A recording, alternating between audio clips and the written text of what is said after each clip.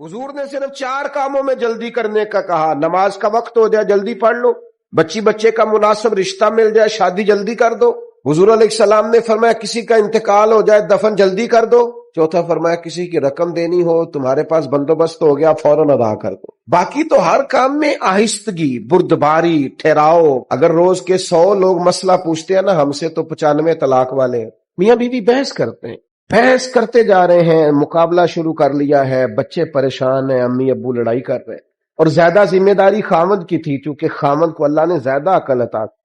इसका काम था बहस ना करता, समझता कि वो बेचारी तो इतनी अकल नहीं रखती, मेरे जितना शौर नहीं, लेकिन ये बराबर की बहसें करते हैं। मैंने ऐसे भी घर देखे हैं जहां बहस जीत गई, रिश्ता हार गया, तलाक हो गई। मां बाप के होते हुए बच्चे यतीमों जैसी जिंदगी गुजारते हैं, घर उजड़ते हैं बहसों में। हिल्म पैदा करो, ठहराव पैदा करो, बर्दाश्त की कुव्वत पैदा करो।